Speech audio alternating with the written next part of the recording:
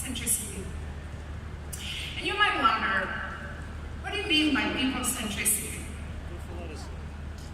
In a people-centric world, companies are customer-centric, but they also strive for having a positive impact in the home, the most private environment, on the societies that we live in, and the planet that we all live in. Today, with people centricity, we can actually strive to have a positive impact on all these dimensions. Not only because it's the right thing to do, but also because it's the only sustainable way of doing business. Let's go into the first circle. Let's go into home. Home. This is the most important place for us as human beings. It's our most private environment. It's the place where we should feel safe, where we should be able to relax and restore. At IKEA, we are experts of home. And for 76 years, we have actually, through customer centricity, designed and produced products that furnish homes in a beautiful way. Now, with data, robotics, sustainable energy, homes are evolving. And we can actually go now from customer centricity to people centricity. Let me give you some examples. Let's take sustainable energy. Did you know IKEA produces and sells home solar panels? It is already providing sustainable energy to millions of homes. Well, with the price of solar energy going down and down, being more and more competitive, now individuals can actually have sustainable energy at really reduced cost. But also, as homes become producers of energy, when in a community we have several homes producing energy, we can actually exchange energy. We can actually become more efficiency-driven and cost-driven in a sustainable way within our communities. This is an example of people centricity, where the individual wins, but also the collective, the community wins. Another example. This is a new business model IKEA is testing. It's called Furniture as a Service. Imagine being able to rent your furniture. Imagine you have a baby at home and you need a baby cot, but then the little one will grow and you would actually need a baby bed then a few months later. Wouldn't it be great to just be able to rent it and give it back when you don't need it anymore?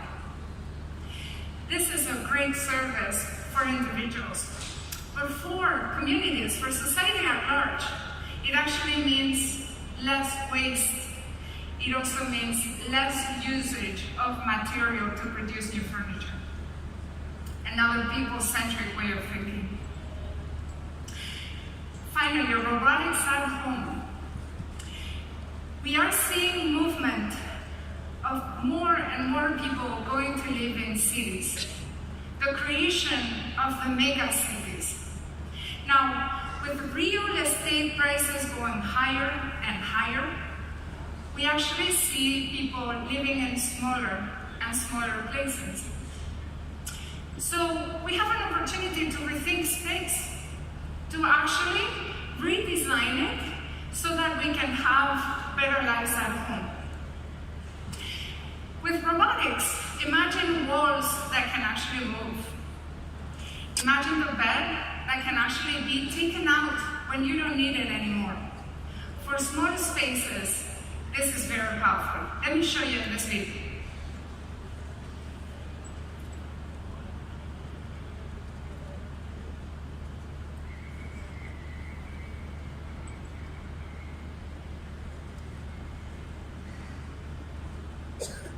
You can see how the space becomes modular as you need it.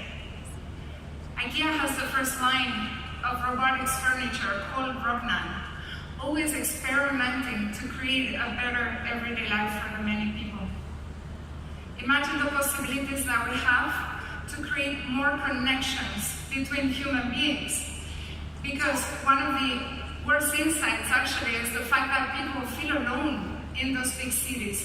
So we can design the space so that people connect in the collective spaces, but also at home.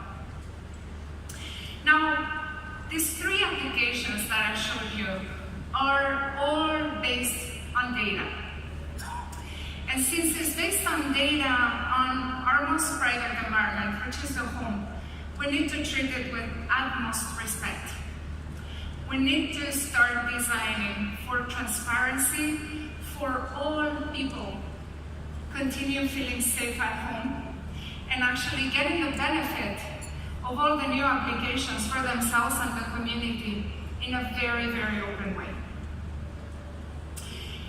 Let's go into the next level. The next level is society, people centricity and society. I'd like for all of us to first acknowledge that all organizations, all companies, small or big, have an impact on society. And that impact can be positive. At IKEA, we strive for it to be positive. I'm going to show you some examples. This is to inspire you. This is food for thought for you. I'm sure you all are doing a lot of different things. I would love to be inspired by them too. Let's go into the first example. Impact on the ecosystem. At IKEA, we have decided that we would only work, invest in, and partner with companies that have the same standard of ethical behavior as we do. If you actually take suppliers alone, IKEA has 60,000 of them around the world. Well, IKEA created a policy called the I-Way policy that actually requires suppliers to have ethical standards to what the policy is describing. For instance, human rights. We do not tolerate child labor. We do not tolerate discrimination. We also want safety and security for all the workers of our suppliers. Take environmental standard. No harm chemicals are being used in any factory. And then decent working conditions. We need to allow for people to have working hours that will respect their time with their families too. All of this exists since the year 2000 at IKEA. So imagine all the impact that this is actually having on many millions of people around the world. It makes me feel very good. What about our employees? We live in digital times. We know that AI, machine learning, and robotization is going to impact a lot of the jobs that exist today. We know it. Now, we have two approaches. Just waiting and see to how things will be disrupted for thousands of employees and their families. Or we can actually train, we can actually reskill people so that they thrive for many, many years in the digital age. This is the approach that IKEA is taking. And I would encourage for all companies to think that way too. Because people have talent, people can adapt, and why not thriving all of us in the digital age? Last example, diversity and inclusion. IKEA does many, many different things, but I'm going to pick on one, which is something that I deeply care about. It's the gender equality thing. I come from tech. I've been in very gender unbalanced environments all my career, starting an engineering school. And then I joined IKEA. And I was so surprised to see that 49% of managers are women, and that 54% of total employees are women. I have witnessed how positive this is from a performance perspective, from a collaboration perspective, from a diversity, inclusion perspective. It's absolutely positive, no doubt about it. I want to encourage all companies to don't give up until we are all at 50%, because this is a reflection of our societies, and this is the right thing to do.